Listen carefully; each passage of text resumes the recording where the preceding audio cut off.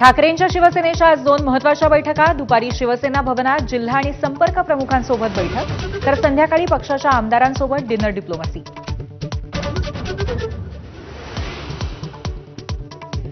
वर्धापन दिनाच्या कार्यक्रमानंतर शिंदेंनी घेतली मंत्री आणि नेत्यांची बैठक. पालिका निवडणुकीची रणनीती, वर्धापन दिनाची घेतली माहिती.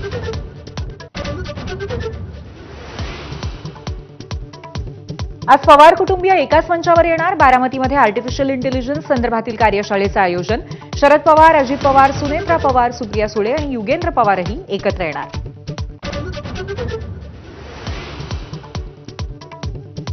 जळगावात कट्टर विरोधक असलेले देवेंद्र फडणवीस आणि एकनाथ खडसेंची भेट होणार. एका कार्यक्रमामध्ये औपचारिक भेट होणार असल्याची खडसेंची माहिती.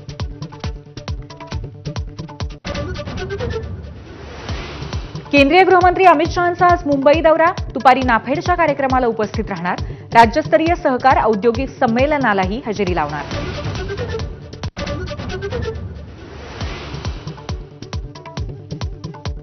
हिंदीची सक्ती असू नये, हिंदी शिकणं विद्यार्थ्यांच्या हिताचं, शरद पवारांची भूमिका. पवार म्हणतील तसं म्हणजे पवार काय देव आहेत का, चंद्रकांत पाटलांचं प्रत्युत्तर.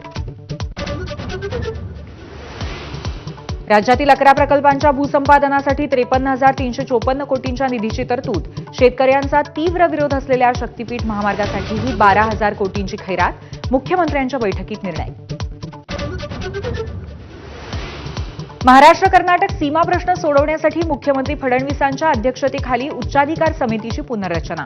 समितीत शरद पवार, पृथ्वीराज चव्हाण आणि नारायण राणेंचा समावेश. माजी मंत्री धनंजय मुंडेंना हायकोर्टाचा दणका. करुणा मुंडेंच्या पोटगीतील 50% रक्कम कोर्टात जमा करण्याचे आदेश. घरगुती हिंसाचार प्रकरणी मुंडेंना ठरवलं होतं दोषी. पुण्यात मुसळधार पावसानंतर सध्या जोर कमी. धरण क्षेत्रामध्ये मात्र पाऊस सुरूच.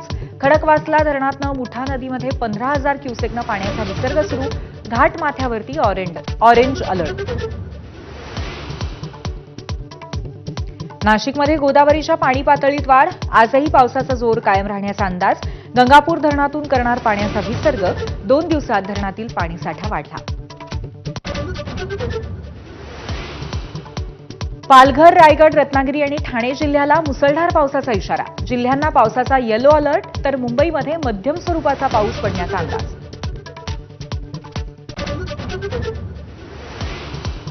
भारत इंग्लंड कसोटी मालिकेला आजपासून सुरुवात. नव्या दमाच्या टीम इंडियाची हेडिंग्लेमध्ये पहिली कसोटी. इंग्लंडची गोलंदाजी कमकुवत असल्यामुळे भारताला विजयाची संधी.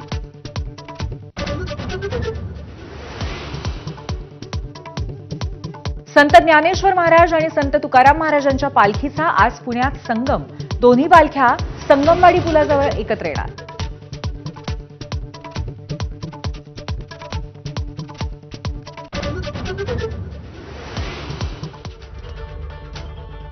ब्रेकनंतर पुन्हा एकदा स्वागत. मुंबईमध्ये एकत्र लढण्याबाबत उद्धव ठाकरेंची